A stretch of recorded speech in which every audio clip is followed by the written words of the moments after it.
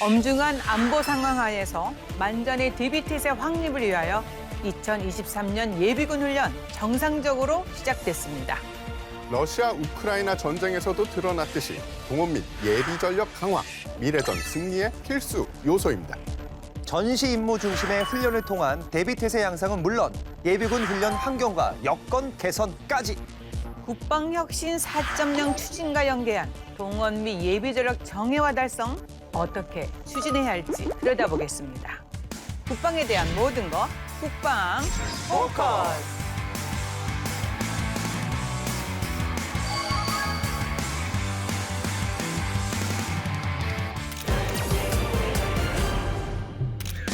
미래전 승리를 위한 동원 및 예비 전력 발전 방안에 대해 함께 얘기 나눌 분들 모셨습니다. 안녕하세요. 안녕하세요. 네, 직접 소개 부탁드립니다.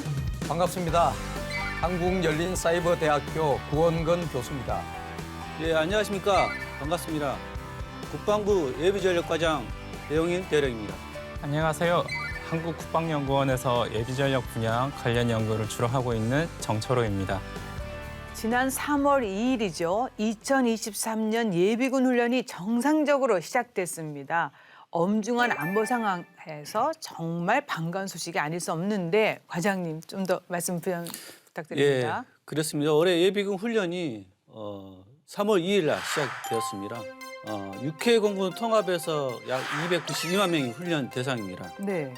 동원 훈련 같은 경우는 2박 3일, 지역 예비군 훈련 같은 경우에는 기본 훈련과 작게 훈련 통합된 20시간이 환원에서 시작되었습니다. 아마 이를 통해서 우리 예비군들이 전투 기술 능력이 어느 정도 향상될 것이라 기대하고 있습니다. 네, 코로나19 때문에 그동안 훈련을 못했었거든요. 맞습니다. 네. 지난 3년 동안 코로나19 상황으로 인해서 정상적인 예비군 훈련이 좀 지장이 있었죠. 그런데 다행히 이번에 재개가 됐고요. 그래서 과장님, 이 대비태세 이번에 좀 잘 갖춰질 수 있을 것 같다. 이런 기대가 많은데 어떠신가요?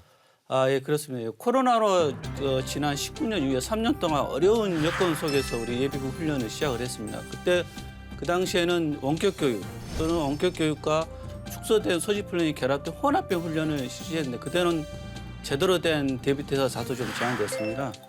올해는 4년 만에 이제 모든 예비군 훈련이 정상적으로 시간과 훈련 방법이 환원되어 재개되었습니다. 특히 2박 3일 동원 훈련이 재개되면서 각급 부대의 증창서 절차와 작게 시행 훈련을 통해서 전시 임무 수행 능력과 준비 태세가 어느 정도 갖출 것이라 기대하고 있습니다. 예. 네.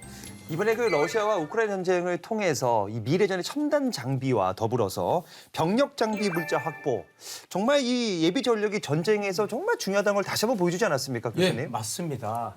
사실 우크라이나 전쟁 1년 지났죠. 너무 많은 인명살상과 피해를 가져왔죠. 우크라이나군은 약 4만여 명의 민간인과 10만여 명의 군인이 전사를 하였으며 기반시설, 가옥 등 국토 대부분이 황폐화되었고요. 러시아군도 13만여 명이 전사한 것으로 평가를 하고 있습니다. 네. 그 나뭇가지를 들고 훈련하는 모습들을 봤을 겁니다. 저는 그걸 보고 깜짝 놀랐습니다. 어떻게 예비군에 저렇게 준비가 안 될 수 있을까? 근데 러시아는 어떠냐? 러시아 동원령 9월 달에 선포했지 않습니까? 러시아 예비군도 마찬가지였다는 겁니다. 세계 2위의 국가가 보면 칼리시니코프라는 소총 들어보셨습니까? 못 들어봤죠. AK-47인데 안에 부품도 부족할 정도로 총기가 노후화되어서 나가지 않을 정도 이런 총을 주고 방탄 조끼를 줬는데 판이 없습니다. 판이 없으면 방탄 역할을 못하죠. 그러다 보니까 플라스틱 판을 넣어서 쓰기도 하고요. 서바이벌 게임용 마스크도 주고 애기들이 쓰는 그냥 일반화된 그냥 장갑을 주기도 했습니다. 전투 식량도 식량 준비가 안 되게 되니까 나눠줘야 되죠. 그러다 보니까 몇 년이 지났냐. 20년 이상 지난 전투 식량도 줬다는 겁니다. 작년 3월에 64kg의 그 기계와 장경이 그 중지된 모습이 언론에 많이 보도되었습니다. 거기에 뭐 장갑차, 탱크, 견인포 이런 건데 왜 서 있었느냐 분석을 해보니까 기름 부족, 식량 부족, 그리고 장비 고장, 그리고 예비 타이어 부족이었습니다. 물론 거기에는 우크라이나 군이 그 막 강력한 저항, 또 치고 빠지는 전술 이런 것도 영향을 미쳤지만 그런 준비가 안 되다 보니까 문제가 심각했다. 그래서 이번 전쟁을 봤을 때는 병력과 장비 준비가 얼마나 전쟁에 큰 영향을 미치는가 알 수 있는 좋은 예였다 이렇게 저는 생각하고 있습니다. 네, 이번 러시아 우크라이나 전쟁에서 우리가 이제 배울 수 있는 교훈, 또 준비해야 될 많은 시사점을 이제 말씀해 주셨는데 맞습니다. 첨단전이 수행이 되면은 인명 손실이 최소화될 것이라 이런 얘기가 많았는데 사실 이번 러시아 우크라이나 전쟁이 사실 장기화되면서 말씀해 주신 대로 인명 손실 정말 많았습니다. 전쟁에 이제 동원할 수 있는 병력의 수가 전쟁에 미치는 영향이 또 엄청나다. 이런 얘기도 하지 않을 수 없는데 자, 이 부분에 대해서도 조금 더 강조해 주시겠습니까? 이 병력 부분에서 집중적으로 좀 설명을 드리면 세계에서 군사력을 평가하는 기관이 있습니다. 글로벌 파이어라고 그 글로벌 파이어에서 2021년에 러시아와 우크라이나를 어떻게 평가했느냐 보면 러시아는 세계 2위, 우크라이나는 25위로 평가하고 러시아는 현역이 약 100만 명, 우크라이나는 25만 명으로 평가를 했습니다. 그리고 예비군은 러시아는 200만, 우크라이나는 90만으로 평가했는데 딱 전쟁이 발발하자 어떤 모습을 보이느냐. 우크라이나는 동원령을 선포했는데 여러 가지 이유 때문에 3.6만 명밖에 동원을 못했습니다. 네. 물론 그 이후에 예비군과 시민들이 자원 입대를 해가지고 군사력 유지를 어느 정도 하면서 1년간 전쟁을 수행해오고 있습니다. 또 러시아는 특수작전이라는 명목하에 동원령을 선포하지 않았죠. 하지만 많은 병력들이 죽어 나가다 보니까 이걸 보충하기 위해서 다양한 방법을 동원을 했습니다. 어떻게 했냐면 민간 용병 그룹인 와그너 그룹을 통해서 용병을 확보하거나 또는 재소자들을 사면하면서 병력 확보를 노력했고요. 또 60세 이상 고령자들도 자원 입대식으로 모집하기도 하면서 병력 확보에 대해서 노력을 하고 있습니다. 정말 다양한 방법으로 병력 확보에 대해서 노력하는 것으로 보면 미래에도 전쟁을 하는데 병력은 꼭 필수적이고 중요하다는 것을 알 수 있겠습니다. 예. 예, 병력 자원 부족 이게 남의 이야기만은 아닙니다. 예, 우리에게도 인구 절벽의 현실이 다가왔죠. 네. 그래서 어쩔 수 없이 병력 자원은 부족해졌는데요. 그렇기 때문에 더더욱이 이제 예비 전력의 강화 시급한 문제가 된 것 같은데요. 정 박사님 어떻게 생각하십니까? 네, 그 기자님께서 인구 절벽이라는 표현을 쓰셨는데요. 병력 공급의 지표로 보통 20세 남자 인구를 사용하는데요. 2020년에 그 20세 남자 인구가 33만 명이었습니다. 근데 이것이 25년이 되면 23만 명 정도로 줄어들고 2040년이 되면 20년에 태어난 아기의 숫자를 가지고 계산을 하게 되는데 그게 13.5만 명 수준까지 그러니까 33만 명에서 13.5만 명까지 59% 정도가 이렇게 절반 이상이 줄어드는 그러한 절벽과 같은 상황이 이제 기다리고 있습니다. 그 결과 우리 군이 현재 이제 최소한의 유지해야 되는 병력의 규모를 이제 목표를 잡아놓은 것이 있는데 그것이 50만입니다. 네. 근데 그 50만이 조만간 더 이상 유지하기가 아니 벌써 올해부터 이렇게 50만이 유지하기가 어려운 그런 상황을 우리가 경험을 하고 있습니다. 그래서 이러한 상황에 대비하기 위해서 국방부와 군은 여러 가지 방책을 쓰고 있는데 그중에 하나가 기술 집약형의 슬림한 군 구조를 건설한다. 그러면서 상비 병력 규모를 감축한다.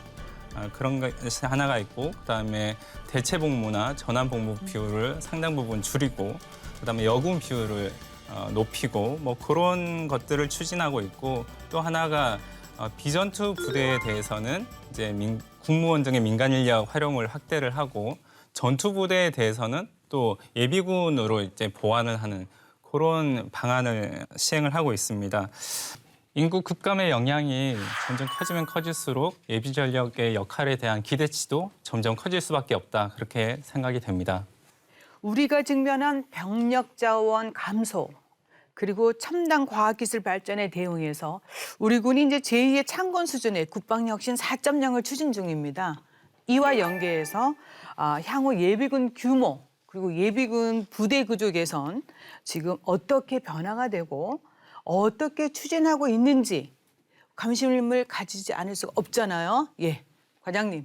예, 지금 예. 많은 준비하고 계실 텐데요. 네. 예, 그렇습니다. 지금 결국 병력 자원이 부족하면은 당연히 예비군 부대 자원도 부족하게 됩니다. 여기서 좀 고민해야 될 게 전시에 부대 증편하거나 창설할 때 어떻게 동원 자원을 확보해야 되느냐 이게 좀 큰 관심이 되는데 현재는 동원 예비군 자원이 어느 정도 좀 충분합니다. 그리고 지역 방위 작전도 편성하는데 크게 무리가 없습니다. 다만 이제 인구가 어느 정도 절벽이 되고 감소가 되면은 이 지역 방위 작전하는 이게 방법이 조금 좀 달라야 된다고 좀 생각을 하고 네. 있습니다.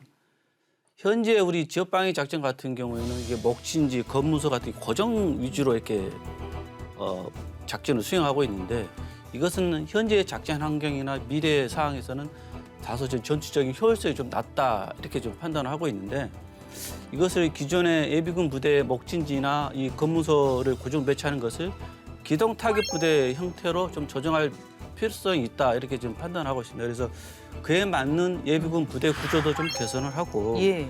그에 맞는 또 예비군 대원도 좀 최적화할 필요가 있다. 그래서 만약 이렇게 조정이 되면은 그 지역 방위 작전 하다가도 또 동원 자원으로도 좀 활용할 수 있는 그런 것도 좀 판단할 수 있습니다. 그래서 장기적으로는 대략 이렇게 가야 되지 않나 이렇게 판단을 하고 있습니다. 네.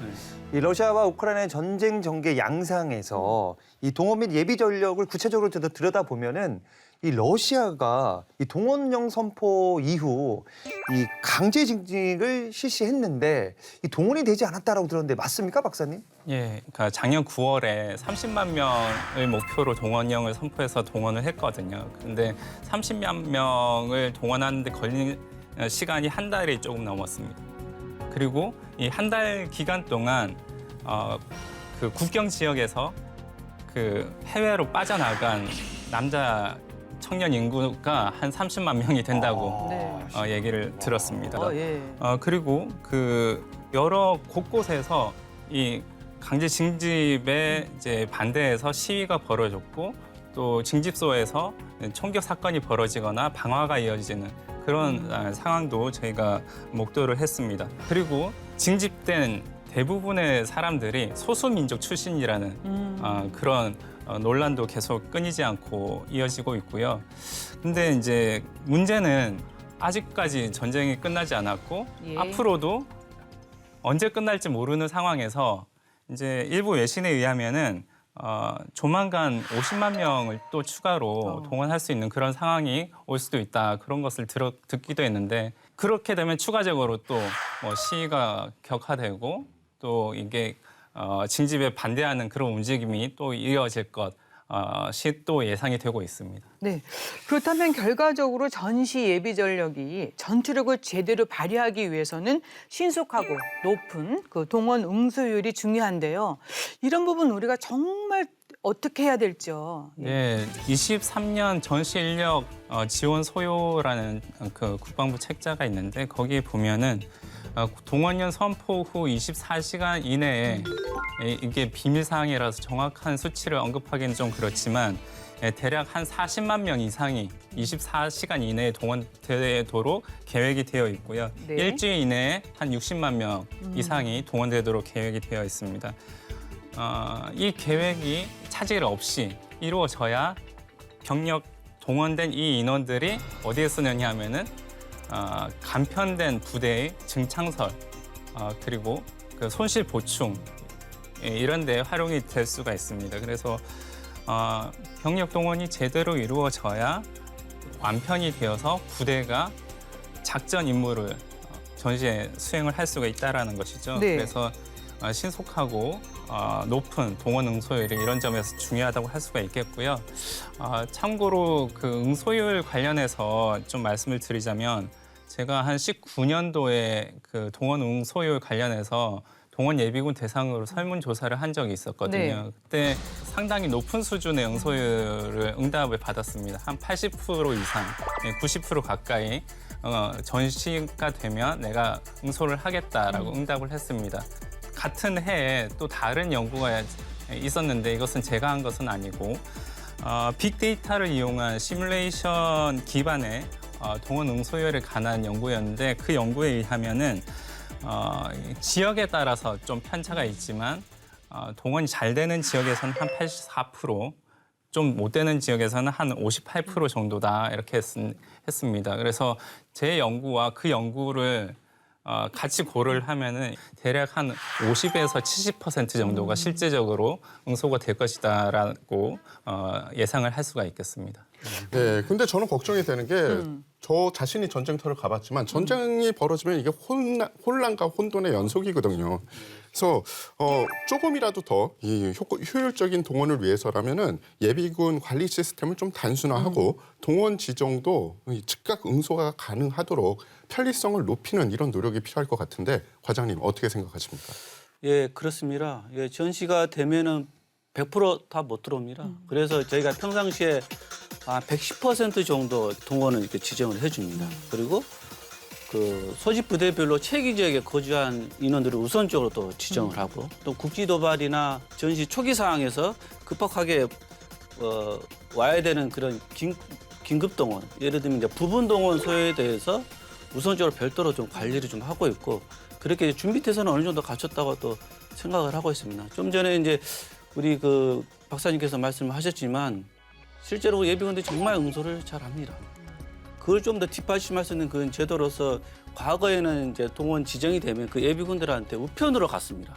근데 요즘에는 이제 전부 다 20, 30대 모바일 세대고 그러다 보니까 워낙 친숙하다 보니까 요즘에는 이제 병무청에서 소집 통지서를 그 전자우편이라든지 휴대폰 애플리케이션으로 송달을 해서 개인한테 문자 메시지나 카톡을 통해서 소집 통지서를 확인하는 그런 병력 동원 시스템에 대한 어느 정도 편의성에 대해서 관심도 갖고 좀 추진을 하고 있습니다.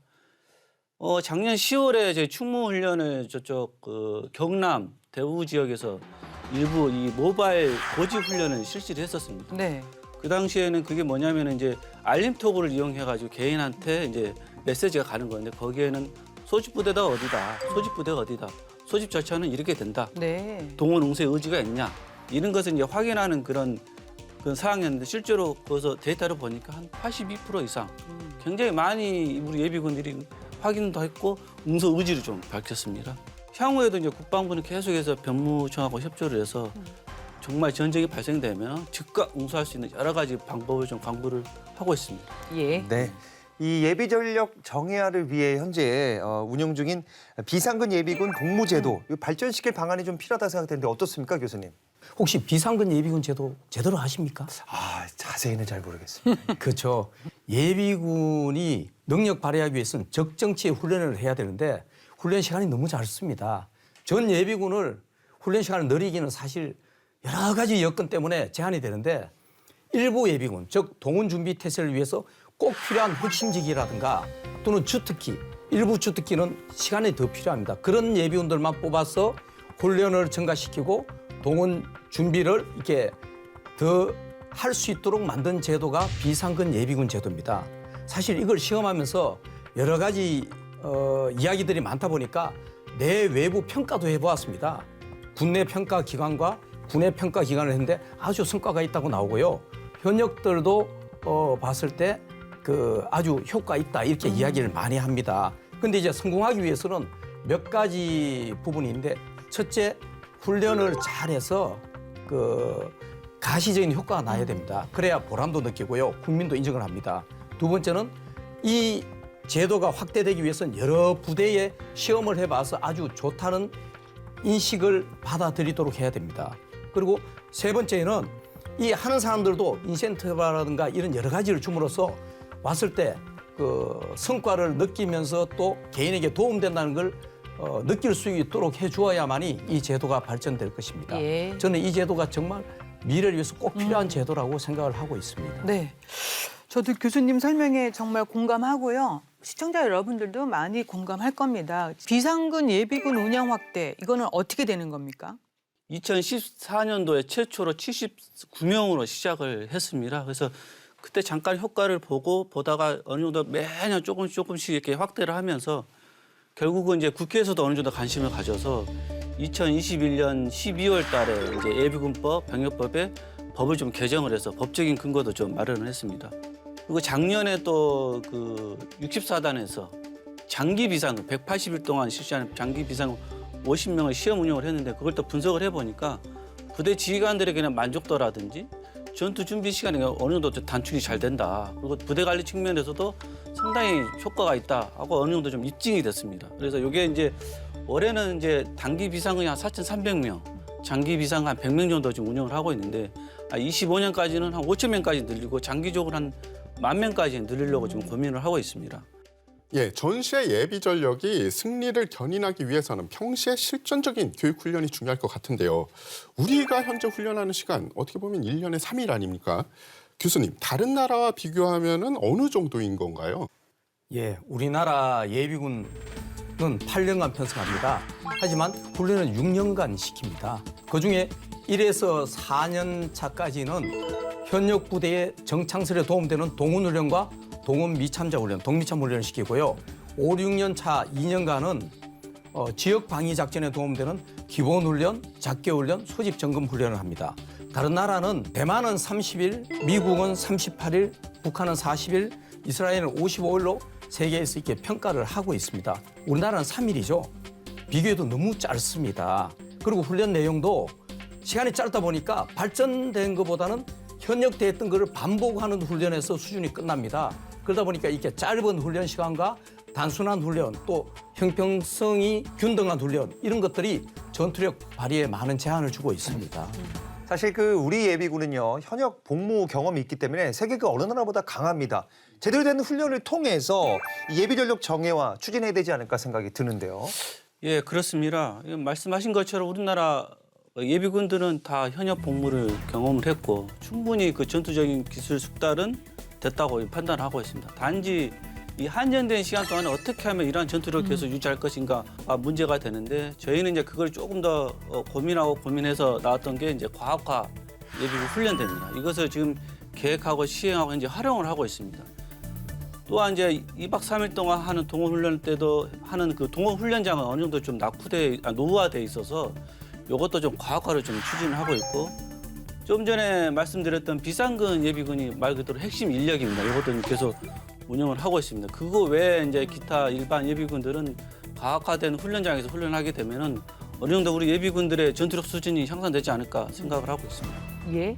그리고 이제 무엇보다 러시아 우크라이나 전쟁에서 주목받은 부분이 이제 물자 동원입니다. 앞서서도 이제 언급을 해주셨는데 물자 부족이 이제 전쟁에 많은 지장을 주는 만큼 전시 물자 동원이 잘 이루어지도록 평시에 물자 동원 시스템도 잘 가동되고 있는지 이것도 정기적으로 좀 체크가 필요할 것 같은데요. 박사님, 네. 그렇죠? 전쟁 지속 능력.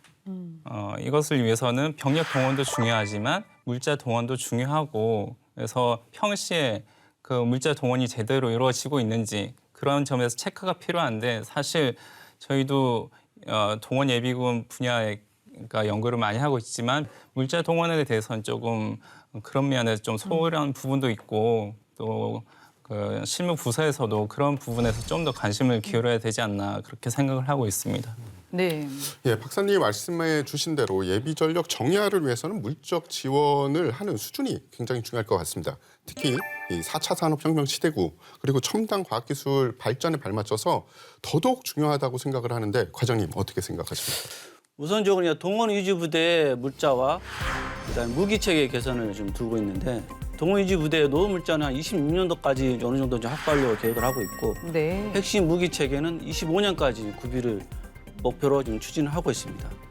다만 이제 전시에 동원되는 물자들이 대부분 현재 그 산업 구조에 있어서 동원에 좀 편중되어 있습니다. 이거 좀 계산할 좀 필요가 있습니다. 네. 앞으로 4차 산업혁명이라든지 미래전 양상을 좀 고려했을 때 각종 동원에 관련된 이런 정보들이 연동되어 있는 국방 동원 정보 체계를 좀 통합하고 빅데이터를 좀 구축하는 방안도 있고 또 AI 등 첨단 기술과 체계를 좀 활용할 수 있는 방안 이런 것도 좀 필요하지 않나 좀 생각을 하고 있습니다. 네. 이 예비 전력 정예화에서 중요한 게 바로 돈이 아닐까 생각이 드는데 재원 마련 중요하죠, 박사님? 네, 23년 국방 예산에서 예비 전력 예산이 차지하는 비중은 0.46%이고 금액으로 치면은 2,600억 원이 조금 넘는 수준입니다. 이것이 어느 정도 규모인지 좀 짐작이 잘 안 가시잖아요. 그런데 미국과 좀 비교를 하면 미국의 경우에 한 8에서 9% 정도 되거든요. 그러니까 규모 자체는 미국의 예비군이 우리보다 훨씬 적은데 금액 전력의 어떤 비중은 훨씬 높다는 것을 보면은 우리가 상대적으로 많이 낮은 것을 알 수가 있고, 그래서 이제 예비전력 예산 확보를 위해서 또 국방부에서 많이 노력을 하고 있고, 그래서 중기 계획을 보면은 연평균 한 6.9% 정도 증가를 하겠다 이렇게 계획을 세우고 있는데, 국방 예산의 증가율이 한 5.1%인 것을 비교를 하면 6.9%는 상당히 높은 증가율을 보이는 것을 알 수가 있고, 그래서 이 말은 이제 예비전력 예산이 국방 예산의 증가폭보다는 좀 높다 이렇게 해석을 할 수가 있는데, 네. 현재 예비전력 예산이 이러한 과제를 추진하기에는 매우 부족한 상황이라는 것이고, 그래서 이러한 부분에 대해서 많은 분들이 공감하고 예비전력 예산의 어떤 그 예산 배정을 좀 더 신경을 써서 좀 높여주셨으면 좋겠다 이런 말씀을 드립니다. 네. 이 예비군들이 더욱더 이제 전투력을 발휘하기 위해서는 이 자긍심을 가질 수 있는 여건이 중요하거든요. 여건만 마련된다면 현역보다 더 전투력 좋아질 수 있다고 생각합니다. 어떻게 생각하십니까, 교수님? 예비군은 사실 현역을 마친 자원이 우리나라는 다 예비군입니다. 현역 시절에 진급 측정 이런 걸 받아서 통과한 사람만 진급이 되고 그러고 전역을 하게 됩니다. 쉽게 말해서 뭐 기본적인 전술 또는 주특기 이런 게 완성된 그 베테랑이라고 볼 수 있는 게 예비군입니다. 이 좋은 예가 있습니다. 92년도에 미국 LA에서 폭동이 일어났을 때 한인타운을 지킨 게 폴리스, 즉 경찰이 아닙니다. 우리 남성들이 자경단을 구축해서 스스로를 지켰는데 이 자경단이 누구냐면 군을 마친 예비군이라는 겁니다. 네. 이 정도로 우수한데 방금 이야기하신 것처럼 예산이 부족하다 보니까 필요한 장비, 뭐 대전차 무기라든가 또는 저격용 소총이라든가 이런 장비를 안 주고 하다 보니까 능력 발휘가 제한됩니다. 이제는 이 예비군들을 동반전력, 그리고 현역의 보조전력이 아니라 동반전력으로 인정해주고 필요한 장비 물자를 지원해주면 충분히 전투력을 발휘할 수 있다고 생각합니다. 예비군 정상훈련 실시로 예비군 정예화에 박차를 가하고 있는 현장 한번 가보시죠. 알아두면 똑똑해지는 신기한 국방 지식, 그것이 알고 싶군. 지식 포커스. 급변하는 안보 환경 속에서 통합방위 역량을 강화하기 위하여 우리나라 국가방위의 한 축인 예비전력의 역할이 중요해지고 있는데요. 2023년 예비군 훈련이 지난 3월 2일 4년 만에 정상적으로 재개되었습니다. 엄중한 안보 환경 속에서 코로나19로 인해 지난 3년간 축소되어 시행돼 왔는데요. 오늘의 지식 포커스. 4년 만에 정상 실시된 2023년 예비군 훈련. 그 현장을 살펴볼까요?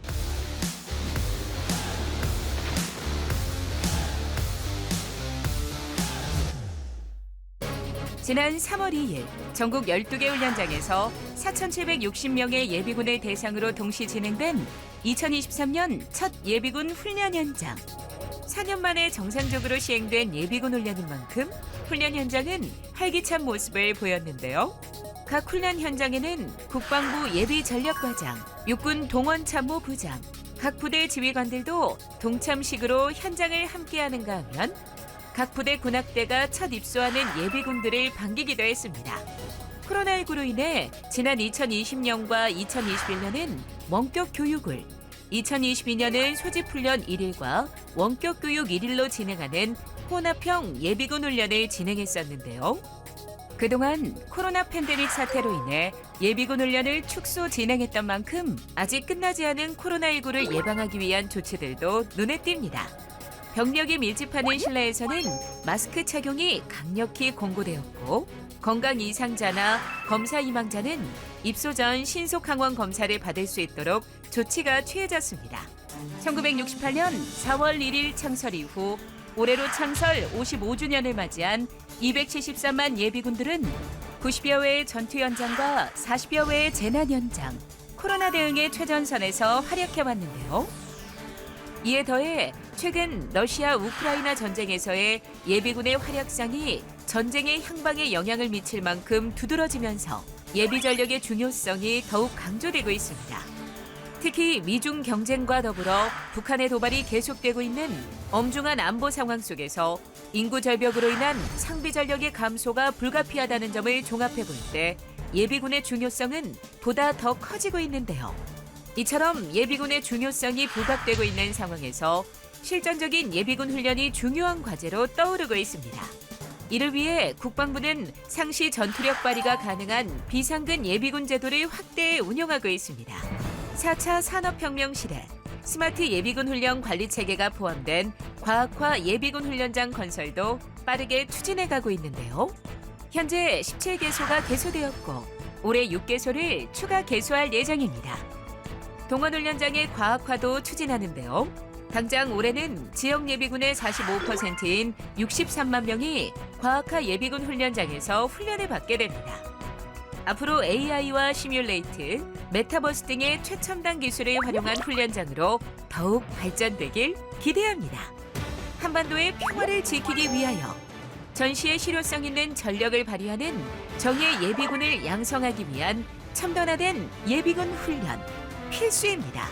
국방의 버팀목으로서 대한민국 안보의 핵심 전력으로 거듭나고 있는 예비군. 대한민국을 지키는 또 하나의 힘. 예비군이 있어 든든합니다. 네, 예비군 훈련이 정상적으로 시행되는 모습을 보니까 기분이 좋으시죠? 예, 든든합니다. 자, 근데 실전성을 향상시킨 훈련이 실시된다고 합니다. 좀 궁금하지 않습니까? 예, 어떻게 실시할 예정이신지요? 예, 그렇습니다. 올해부터 훈련이 정상적으로 진행이 됩니다. 좀 세 가지 형태로 진행이 되는데 첫 번째로 지역 예비군 훈련 같은 경우에는 측정식 합격제 성과 유지 훈련이 진행이 됩니다. 입소하게 되면은 예비군들이 스스로 분대를 편성을 하고 과제 단위 훈련장으로 이동을 해서 자율참여형으로 훈련이 진행이 됩니다. 훈련 성과에 따라서 우수 분대는 이제 조기에 퇴근할 수 있는 그런 특전이 좀 부여가 됩니다. 예. 이를 통해서 이제 우리 예비군들이 훈련에 좀 더 참여를 하고 성과를 달성할 수 있지 않을까 생각을 하고 있고, 두 번째 2박 3일 동훈련 같은 경우는 지난 3년 동안 실시하지 못했습니다. 이번에는 이제 군단 축선별로 동시 통합 훈련과 그다음에 동원사단이 전방 전개 훈련하는 쌍용 훈련이 있습니다. 이것은 현역과 예비군들이 부대 증창설하면서부터 통합되면서 전시 임무 수행 능력을 제고할 수 있는 그런 발휘할 수 있는 능력을 있을 거라고 판단이 되고, 마지막으로 세 번째는 지역 방위 훈련이 작게 훈련이 재개가 됩니다. 이것은 대대나 여단 단위에 있는 중요한 시설이나 핵심 시설을 방어할 수 있도록 민, 관, 군, 예비군들이 통합돼서 국가 방위 요소가 유기적으로 통합 운영 능력을 확보할 수 있는 그런 훈련이 되지 않을까 생각이 됩니다. 네. 예, 정상 실시까지 오래 걸린 만큼 앞으로 갈 길이 바쁩니다. 예비군 훈련이 정상 시행이 되면서 이 상비 전력과 예비 전력의 통합 전투력 운용 능력도 강화해 가야 될 것 같은데 교수님 어떻게 생각을 하십니까?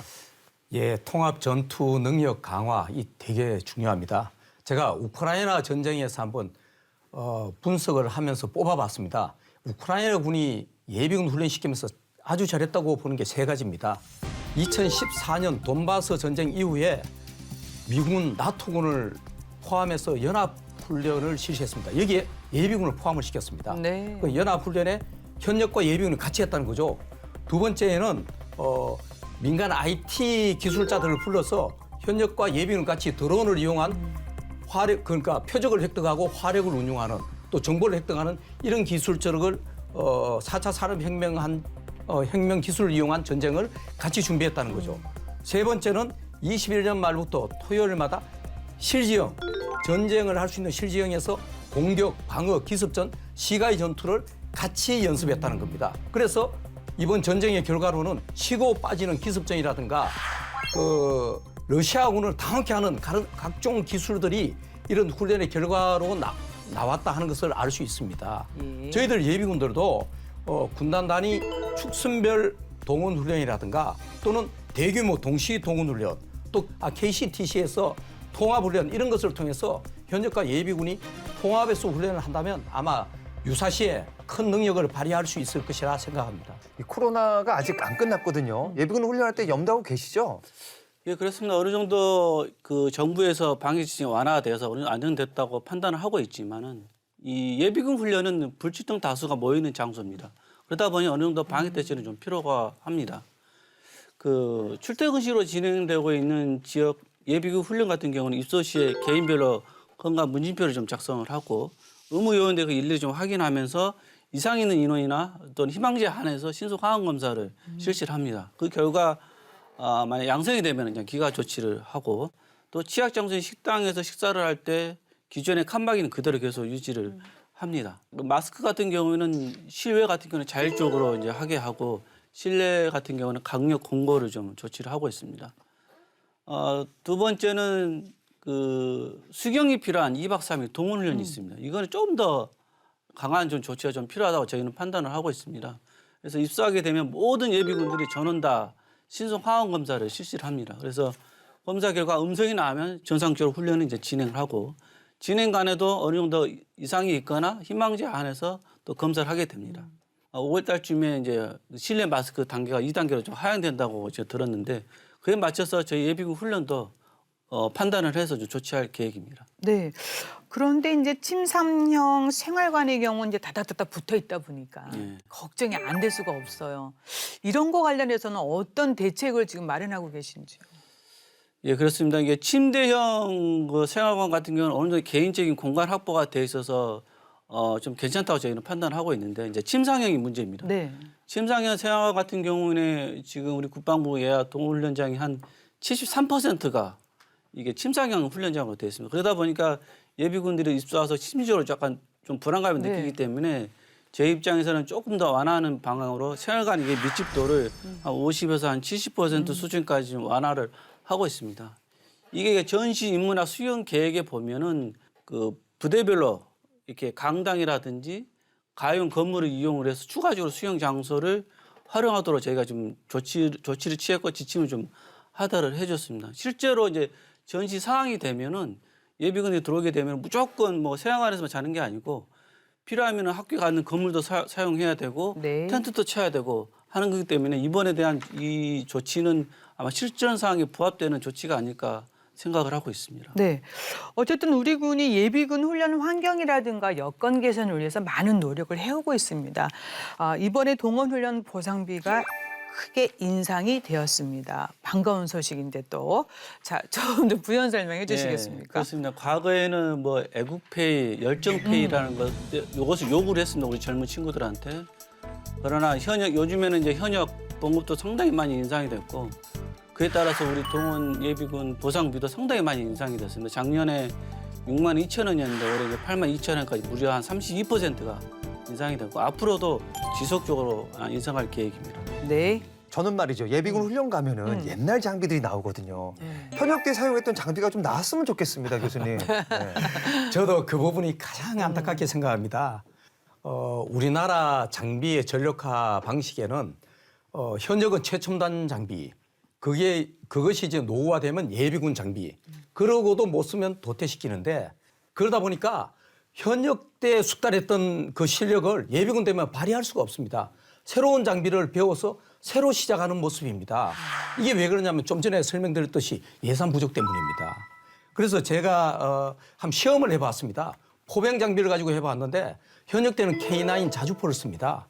그런데 예비군이 되면 KH-179라는 견인포를 씁니다. 어느 정도 시간이 소요되느냐. 우리 훈련은 2박 3일인데 실제로 2, 3주 걸린다는 포병 간부들의 의견들이고요. 실제로 2박 3일 훈련시켜갖고는 그냥 숙지 정도, 아는 정도지 훈련을 숙달할 수가 없는 수준이라는 걸 알 수 있었습니다. 방금 말씀하신 대로 현역 때 있던 장비를 준다면 훈련 시간도 줄일 수 있고요. 현역 때 활용했던 노하우를 그대로 쓸 수 있기 때문에 아주 좋지 않을까 생각을 합니다. 그래서 저는 좀 더 관심을 가지고 예산을 편성해 줘서 현역 때 장비를 예비군도 쓸 수 있게 해 주십사 하는 게 제 생각입니다. 예. 예, 현재 동원 위주 부대의 이 전력은 어느 정도 수준이고요. 앞으로 국방혁신 4.0에 발맞춰서 동원 위주 부대의 전력을 상비 부대 수준으로 올리기 위해서는 어떠한 보관을 가지고 계신지 과장님 말씀 부탁드립니다. 예, 이 동원 위주 부대라는 게 동원사다, 동원 보충대 등 동원 예비군 한 90% 이상이 차지한 부대가 이 동원 위주 부대입니다. 이 부대들은 전시에 부대를 창설하고 증편해서 임무 수행하는 부대입니다. 그래서 그 상비 사단에 비해서 편성률도 상당히 낮고 그다음 최신 무기 체계 도입도 굉장히 더디고 있습니다. 그럼에도 불구하고 이 동원 사단은 전방사관과 동일하게 전방 지역에서 임무 수행을 해야 되기 때문에 반드시 무기 체계라든지 이런 게 좀 확실히 보강이 돼야 됩니다.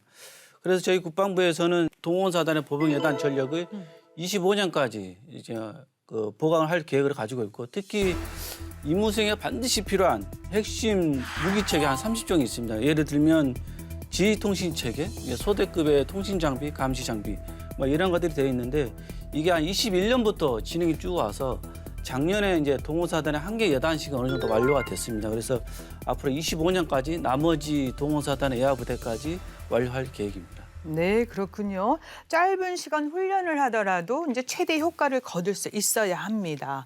그래서 과학과 전투 훈련을 통해서 훈련 효과 극대화 등 내실 있는 훈련을 통해서 예비전력 정예화가 이제 실현돼야 되는데 이 부분에 대해서 정 박사님 의견이 있을 겁니다. 네. 예. 그 과학화 예비군 훈련장 여기에 훈련하는 대상이요. 사실은 그 동원 예비군이 아니라 지역 예비군들입니다. 지역 예비군의 훈련의 일부를 과학화 예비군 훈련장에서 하고 있는 것이고 장기적으로 그 동원 훈련도 과학화가 이루어져야 된다라는 생각이 들고 또 투트랙으로 이루어져야 된다. 그러니까 일반 예비군에 대해서는 또 2박 3일 내실 있게 훈련을 하는 반면 또 한편으로 비상근 예비군에 대해서는 규모 확대와 함께 이들에게도 또 충분한 훈련을 시킬 수 있도록 가야 된다 그렇게 생각을 합니다. 예. 네. 이 전국에 과학화 예비군 훈련장이 17개입니다. 좀 더 늘려가야 되지 않을까 생각이 드는데요, 과장님. 예, 맞습니다. 한 10년 전에 이게 2013년도에 경기도 남양주에 있는 군복훈련장에서 최초로 이게 설립이 돼서 구축을 해서 이제 활용을 하고 있었습니다. 근데 그때 전투 준비라든지 그 예비군들의 반응이 굉장히 좋아서 매년 2개든지 3개소씩 구축을 해가지고 작년에 이제 양양 과학화 훈련장을 포함해서 17개소가 이제 완료가 됐습니다. 그래서 네. 이제 지금 활용하고 있고 이 활용함으로 인해서 지역 예비군 훈련의 한 45% 정도 한 140만 명 중에 한 63만 명이 이 과학화 훈련장에서 훈련을 하고 있습니다. 올해도 춘천, 동해 지역에 한 6개소 추가적으로 이제 구축할 예정이고 장기적으로는 한 40개까지 이제 구축할 계획입니다. 네. 그리고 이제 예비군 소집 통지서의 모바일 송달 도입 반응이 아주 이제 좋았는데 성과도 컸습니다. 올해도 계속 지속될 예정이죠? 예, 그렇습니다. 올해도 지속적으로 진행이 됩니다. 이게 작년 7월부터 시작이 됐고 과거에 이제 상근 예비역들이 이제 인편으로 직접 날아주고 우편으로 이렇게 전달했던 이 방식이 작년 이제 7월부터는 모바일 송달 서비스를 이용해서 전달을 하고 있습니다. 우리 예비군들 대부분 20대, 30대 젊은 친구다 보니까 굉장히 모바일에 좀 친숙합니다. 그래서 작년에 한 시험을 본 결과 예비군 대원의 한 82%가 이 서비스를 이용을 해서 훈련 소집 통지서를 열람을 하였습니다. 이 모바일 송달 서비스를 하다 보니까 주소지하고 실제 거주지가 상이한데도 불구하고 받아볼 수 있고 그다음에 우편을 하다 보니까 개인정보 노출에 대한 우려도 좀 해소가 될 수 있는 그런 긍정적인 효과가 좀 있었고 네. 두 번째는 이제 종이 문서로 생산을 하다 보니까 사회적 비용과 우편 발송에 따른 행정 비용이 절감되는 그런 효과가 있었습니다. 앞으로 우리 20대, 30대 예비군들 눈높이에 맞춘 그 디지털 행정 서비스를 더 발전시켜 나갈 예정입니다. 예. 마지막으로요. 우리 군이 국방혁신 4.0을 적극 추진 중입니다. 이와 연계해서 예비전력 정예와 시급한 과제인데 앞으로 어떤 정책과 제도가 좀 더 도입이 되고 활용되면 좋을지 조언이나 당부 말씀을 듣겠습니다. 정 박사님. 네, 국방개혁 4.0의 방향성이 첨단 과학 기술 중심의 어떤 슬림한 강군 건설이다라고 했을 때 예비전력 정예화도 거기에 발맞춰서 가야 됩니다. 과거의 어떤 재래전 준비를 위한 예비전력이 아니라 미래전을 준비하는 예비전력이 되어야 되고 또 과거에는 대규모의 예비군을 관리하고 유지하는 데 그 초점이 맞춰졌다면 향후에는 전시의 실효적인 전력으로 예비전력을 활용할 수 있는 그런 정책을 추진을 해 나가야 될 것 같고요. 그래서 이러한 예비전력의 패러다임 전환 이 부분에 대해서 많은 분들이 인식하고 그렇게 정책을 만들어 나갔으면 좋겠고 저도 좀 필요한 부분이 있으면 연구로서 지원을 할 수 있도록 하겠습니다. 예. 그 출산율 저하 등으로 우리나라 군이 감축될 수밖에 없는 현실입니다. 국방혁신 4.0이죠. 네. 첨단과학기술군 건설의 핵심을 보면 장비 전력화와 간부 정원에 초점이 맞춰져 있는데 이 적절한 병력을 어떻게 확보할 것인가 하는 것도 아주 중요합니다. 이제는 예비군이 그 역할을 할 수밖에 없습니다. 예산 정액이라든가 기타 여러 가지 방법을 통해서 빨리 예비군을 정형하고 방금 정 박사님께서 말씀하신 대로 핵심 위주의 예비군들을 전투력화하는 부분에 대해서 같이 노력할 필요가 있다고 생각합니다. 그래서 국민과 군이 인식도 개선하고 필요한 예산도 지원해서 예비전력 정형화에 같이 관심을 가져주기를 바랍니다. 예. 예비 전력은 상비 전력과 함께 국방 방해, 국가 방해의 한 축입니다. 급변하는 안보 환경과 위협 속에서 예비 전력의 중요성은 계속해서 대두되고 있고 앞으로 예산 확보라든지 전력 보강, 법적인 개선 소요도 개선을 통해서 예비 전력 정렬에 적극 추진해 나가겠습니다. 예. 예비군 훈련 정상화 정말 반가운 소식입니다. 앞서서도 말씀해 주셨는데 예비 전력 또는 예비 전력 정예화의 어떤 패러다임 전환은 미래전 대비 정말 필수입니다. 많은 노력 더 해주시고요. 그리고 필요한 예산 좀 많이 확보 부탁드리겠습니다. 관련해서 도움 말씀 잘 들었습니다. 고맙습니다. 급변하는 안보 환경과 위협 속에서 예비군 훈련 정상화를 통해 대비태세 향상을 도모하고 국방혁신 4.0과 연계해 예비전력 정예화를 달성해가는 우리 군의 노력에 국민 여러분 많은 성원 부탁드립니다. 국방에 대한 모든 것 국방 포커스 오늘 여기까지입니다. 저희는 다음 시간에 다시 찾아뵙겠습니다. 감사합니다. 감사합니다.